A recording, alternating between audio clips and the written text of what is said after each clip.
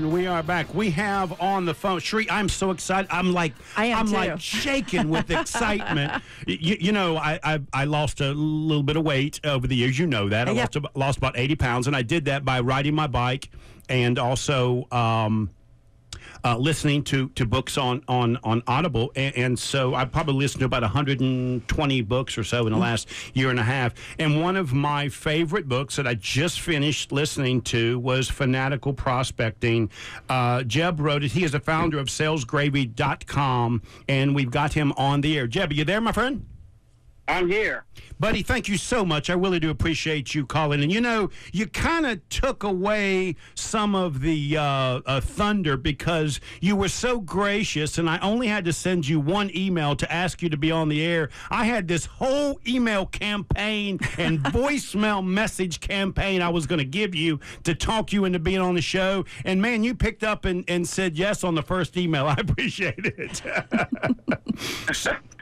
So I appreciate it. I'm very happy to be here, and thanks for the kind words about the book. Oh, absolutely. It is just a great book. Anybody that is responsible for sales or doing sales really has to pick up this book. It is the real deal. You, Jeb, are the real deal. But before we dig into the book, I've got like 46 bookmarks in your book, right?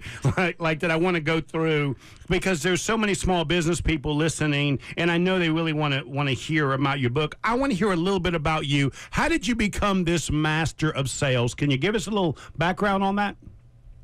Yeah, you know, I've just always been in sales. So I started off even in high school. I was on the yearbook staff. I outsold everybody on ads in the yearbook staff, and I ended up working in corporate America for about 20 years. Worked for a multinational Fortune 200 company.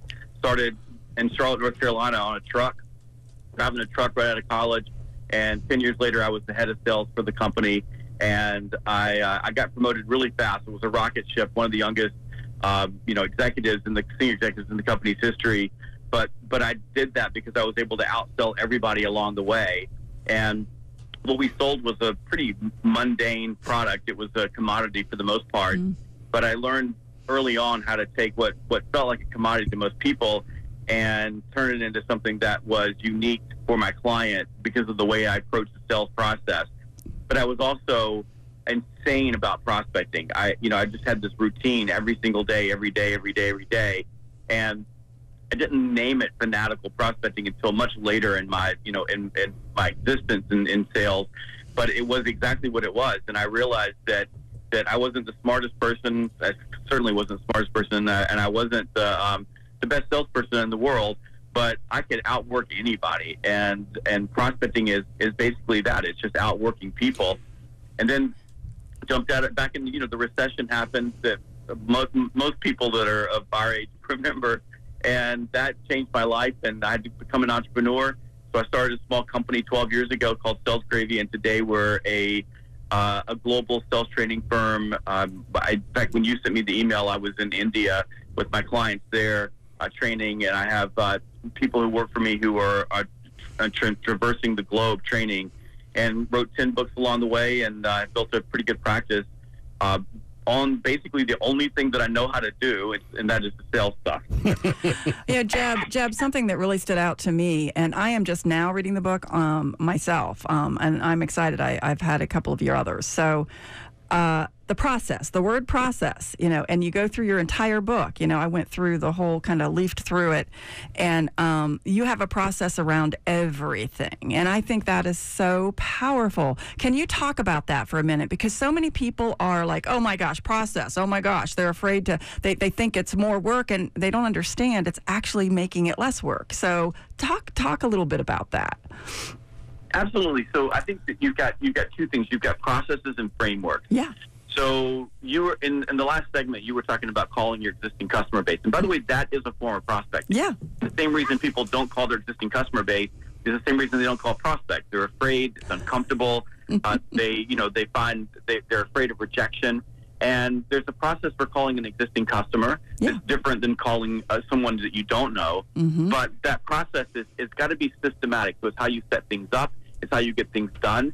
So I'm very open and clear about this with people who don't believe me, but most B2B salespeople, most entrepreneurs can get all the prospecting they need to get done in a day, in about an hour, every day, to keep the pipeline full if they just execute a systematic process that lets them be both efficient and effective. That means getting as much prospecting done as possible with the best possible outcome. I love that. See now, Jeb, that just lets you know how smart she is. She didn't even read the book, and she picked up right on what the key to it is. Oh, don't worry. I'm reading it. I love it. Hey, Jeb, I hope you don't mind if I quote you in my next book. So. Absolutely. So as soon as I turn the page, right, Jeb, the first thing I see are the three things that you need to keep it real in sales, business, and life, which is your actions, your reactions, and your mindset. It really is about the salesperson and their actions, correct? That's right. Those are the only three things you can control. We sit and whine and complain about everything that's happening around us. And you mentioned small business people, because I went from Fortune 500 to small business. Mm-hmm. So I've been on both sides, and I know how difficult it is to be in small business, especially if you're an entrepreneur and you have a couple of three salespeople. It's tough. But you can find every excuse in the world for why things won't happen. But the only things you can control is what you choose to do, how you choose to respond to the things that are happening around you, and then your attitude and beliefs about your world, your customers, prospecting, sales, growth, your business, and human beings in general. And if you just focus on that, it takes a lot of the noise out of the system. So Jeb, here's what I'm gonna try and do. Now you're gonna have to do this fast, because I got 40 things to go through, right? You know what I mean? So you're gonna have to go fast. But let's talk about one of the things you say is success leaves clues, right? And so you've got these 7 things. So I want to go through them real quick, and if you want to add something to them, go ahead and add. Okay? And so number 1, sure. Optimism and enthusiastic. So I found that really interesting that you found that to be important. Well, I think optimism is critical, because if you're prospecting, people are going to tell you no. So optimistic people learn how to forget fast. Right. So they say, okay, I got no here, but they're right around the corner, there's going to be a yes. Okay, so number 2, you got to be competitive. That one did not surprise me. I see most salespeople are pretty competitive, I would assume. Well, yeah, and I think that if you think about it like this, what do competitive people do? When competitive people get knocked down, they get pissed off, and they get up and they say, I'll show you. Mm-hmm. If you're not competitive and you get knocked down, you fold up like a cheap lawn chair and go away. Mm-hmm. And so then that brings me to number 3, which then surprised me again, which is confidence, which kind of goes back to number 1, right? Mm-hmm. I found that interesting that was important. Confidence is massive, and I'll tell you why. Because emotions transfer. Emotions are contagious. So in sales, or if you're calling your existing customer base, how you approach them is going to determine how they approach you. It's people respond in kind.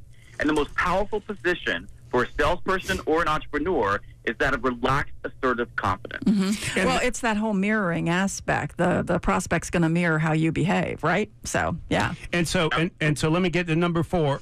Again, Jeb, I know you could talk for 100 hours on each one of these, but I got 39 things for you, buddy. The next one is relentless. Now, I get that one, right? And we got to keep getting back up at it. So that one did not surprise me. Number 5 did surprise me.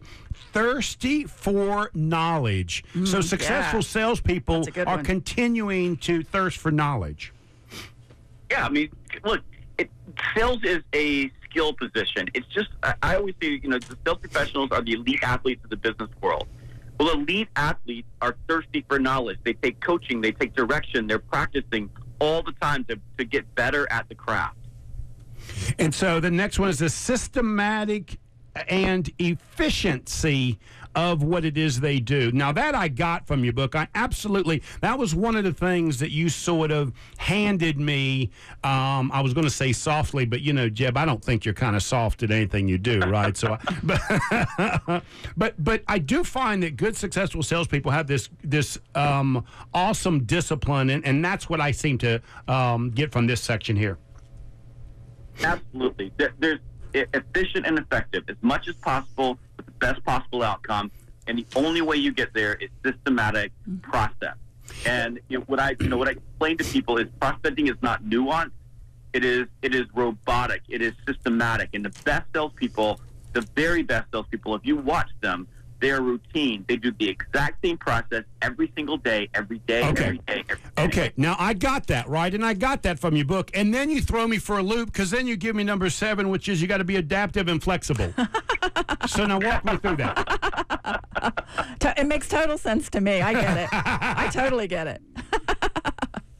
Well, in the moment, right? And that's what I mean by frameworks. So I said systematic and frameworks. What a framework does, and we teach this in the book, so that, like the 5-step telephone prospecting framework. A framework gives you a process. It gives you a set of rails to run on, but it allows you to flex the context.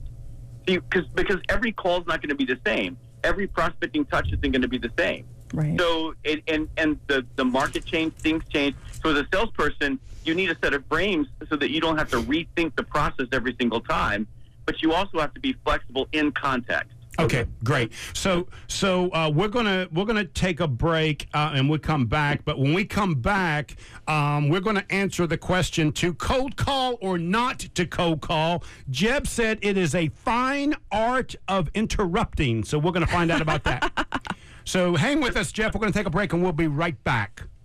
You are listening to Local Biz. Now, I am Joe Vagnone, and I am here with the founder of salesgravy.com, and he has written a book, Fanatical Prospecting. You need to read this book. If it's WSIC, your business matters. We'll be right back. Okay. I hope I didn't scare Jeb away. Jeb, are you still there, buddy? I'm still here. Okay, so here's the question. What is the fine art of interrupting? When I heard that, I loved it, right? Yeah, I do too. It was a phenomenal statement. Talk a little bit about that, because the truth is, the minute you say cold calling, their hands start to shake, and they get afraid of the phone. But when I heard you say art of interrupting, that didn't seem too offensive. That seemed like something I do quite often, right? You do. Yeah. Well, it's what we all do, and this I think this is the problem, is that, first of all, we've turned cold calling into a bad word, and it's not a bad word. Mm-hmm. It is just part of the process, and there are pure cold calls out there. But let's just go back to what Therese was saying earlier about calling your existing customer base. Mm-hmm. I watch entrepreneurs and businesses. I watch salespeople who have books of accounts who are afraid to call their existing base. I know, it's crazy. It's crazy. They're like, well, I don't want to be a bother, or I don't want to be too pushy. I don't want to be this. I want to be this. I'm like, yeah, you are too pushy. You are a bother. That's your job. You don't bother people. You don't interrupt people. So the same thing happens. So we conflate cold calling. Like, I got to call people I don't know, strangers, and you are interrupting strangers. And on the phone, it's an invisible stranger. But the reality is whether it's an inbound lead, and by the way, more than half of inbound leads never get followed up on. Oh, that doesn't surprise me. Afraid to interrupt. Yeah. And it's a sad thing. So it doesn't make a difference if it's an inbound lead, if it's a lead that you picked up after a networking event, if it's an existing customer, or if you just went and grabbed a list of people or businesses that you don't know, or you're going to go knock on doors. No matter what you're doing, you got to interrupt people. And when you interrupt people, it's going to bother them because they were doing something else. And that's why we teach frameworks, so that when you interrupt them, you can do it fast, you can get to the point, and you can be relevant, so that even though you are an interruption and they don't really want to talk to you, you can get to the point, get what you want, get off the phone, get to the next touch. And Jeb, what's interesting about this, and we can't dig into it today, because I'm going to talk to you into coming back, but you in the book talk about how to do that interrupting. Yeah, and so that's what's so phenomenal about that. Right. I have a question for you, Jeb. I was taught a long time ago on the cold calling front that the best time to try to call somebody is 5 to 10 minutes before the hour, because they're likely having that cushion right before they go into a meeting. What's your thoughts on that? Well, my thought overall is timing calls is a really, really, really poor strategy. I'll tell you why. I appreciate that, because I didn't see that it worked. Yeah. Trying to time the stock market is a poor strategy. Exactly. Because what happens is, if we go back to actions, reactions, mindset, nobody wants to interrupt strangers. We don't want to interrupt our own customers because of the way it makes us feel, and we don't have time to get into the psychological and neurophysical reasons for that, because those things are real. Yeah. But when we start going through, I'm going to time the best time to call people then it becomes an excuse not to call now. I agree. And now is always a bad time if you start thinking about it. So Now is always a bad time. That's true. Best time Yeah. to call, best time to do your prospecting is first thing in the morning. So when you come in, instead of getting on email and diving into YouTube and cat videos and all the other crap that you do first thing in the morning, pick up a list, get on the phone, and dial. Yeah, before the hour you may pick up more people. Yes, Friday afternoons might be better than Monday morning. But if you just start every single morning, the one thing I know to be true is that most decision makers are in their office in the morning. Yep. And most decision makers are not caught up in all of the stuff that's that's going to eat them alive in the afternoon. They don't have meetings, alligators, all the problems. So from a probability standpoint, pure probability, the probability is much higher in the morning that when you interrupt the stranger, their response is going to be less harsh, and you're more likely to get them, and you're more likely to have a conversation that's going to turn into something. If you're calling into manufacturing, start at 6:30 in the morning. If you're calling into banking, start at 9 o'clock in the morning. But start first thing in the morning and get prospecting off of your list so you can move on with the rest of your day. Otherwise, you're going to put it off, and around 4 o'clock, you're going to know you're supposed to do it, but you'll be bargaining with yourself to double it up the next day, and you won't because you don't like interrupting strangers. You know, I love what you just said about the manufacturer because my clients that were manufacturing clients were always surprised that we were willing to call and interview like a supervisor or, an ops, the plant manager at like 6 in the morning. Yeah. And I would and they were like, wow, you do that, and I go, well, your salespeople could do that too, and they were just like they couldn't even fathom that, and so I love that you reinforced that. I'll tell you a quick story. So I was up in Greensboro, North Carolina with a group of reps who sell capital equipment into manufacturing, and they were complaining they couldn't get anybody on the phone, and when they went there to the manufacturing locations, they couldn't get anybody to talk to them. They got stopped by gatekeepers. So we were in a 2-day training, a fanatical prospecting boot camp. So I made them get up early the next morning. They complained, but we got up at 6:30 the next morning. We did a couple of drills, got on the telephone, and within 5 minutes, almost every single person in the room was having a conversation with a decision maker. I love it. And they were stunned. Yeah. They just couldn't believe it. And when I asked them, when are you typically making your calls? They're like, well, in the afternoon. I'm like, well, crap. If you're in manufacturing. You're either going home or you're out on the floor on the line making sure things are working. Yep. You call manufacturing early while they're sitting in their office. They couldn't believe it. One kid said, I've been trying to get in there for 3 years. And in 5 minutes, the guy had a conversation with me and I booked a meeting. It's just like you've got to use your noggin and you got to think, but still do your prospecting in the morning and do everything else in the afternoon. And by the way, that's how business works.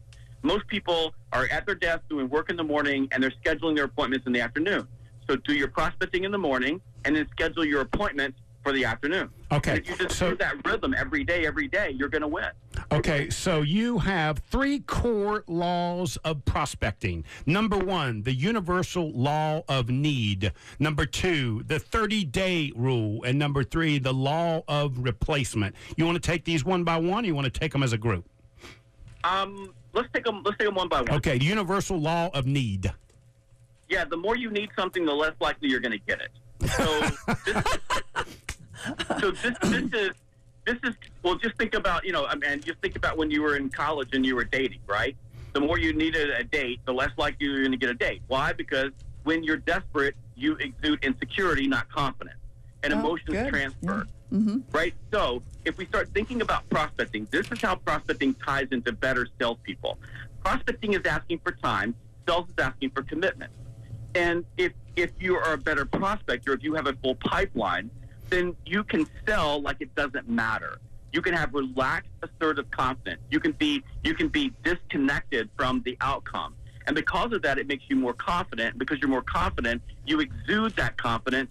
And then your prospects, they respond in kind. They mirror your actions.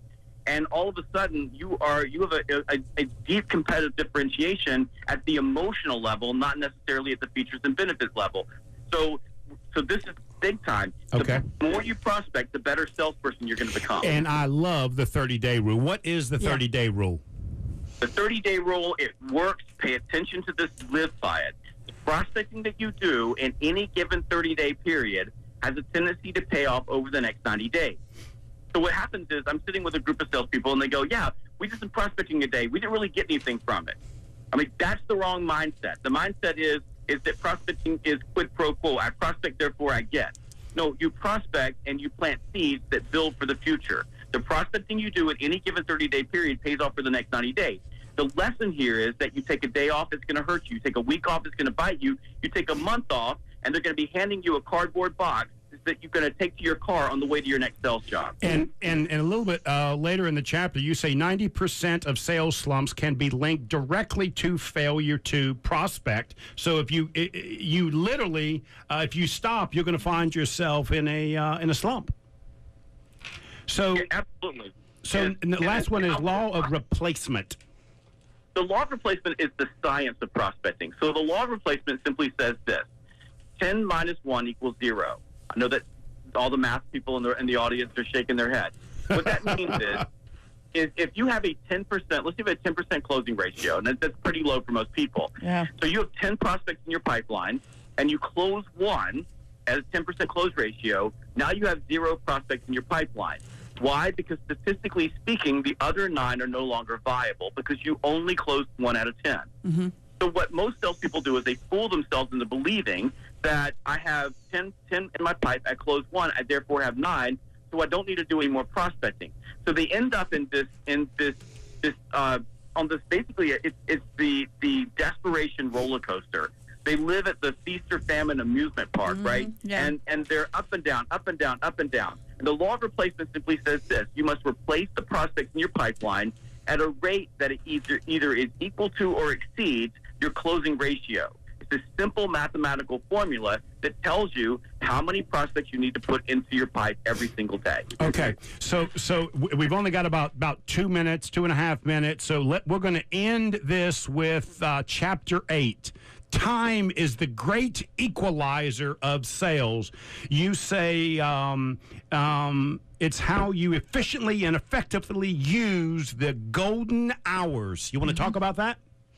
Yeah, the golden hours are the time of the day that you can talk to people. So we were just talking about manufacturing. Mm-hmm. So the golden hours for manufacturing are about 6 a.m. to about 3 p.m. That's golden hours for decision makers in manufacturing.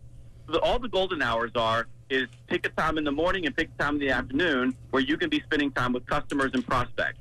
And during that time, if you are not on the phone with a customer or standing in front of a customer having a conversation, you are unemployed. You are not doing your job. So my message for people during the golden hours is this: if you got administrative stuff to do, if you got a cat video your mom sent you that you want to watch, if you got anything out there that you think is important during the golden hours, and it's not talking to a customer, it's not important. Do it during the platinum hours, the time before and after. So, Jeb, what's the problem you have with cats, man? I mean, what's wrong with cats? I love a cat video. Cats are cute. You're probably watching one right now while you're talking to us. You are listening And to... you haven't lived till you've been to #Catterday. You are listening to the author of Fanatical Prospecting, Jeb. He is also the founder of salesgravy.com. Jeb, we do not have enough time, buddy. And I promise you, listeners, I have only got to Chapter 8 in the book.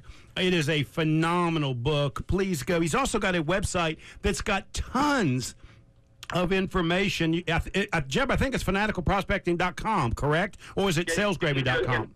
Yeah, you pick up the book. There's a code in there for fanaticalprospecting.com that gets you into more content. And salesgravy.com, we have thousands of articles, training programs, things available for salespeople. It's the most visited sales website on the planet. So I gotta go. Come along and, I gotta take it, Jeb. Jeb, thank you so much. Author of Fanatical Prospecting. You are the man, Jeb. You are the man. I'm gonna get you back. I don't know what I'm gonna have to do, but I'm gonna have to get you back again, my friend. Thank you so much.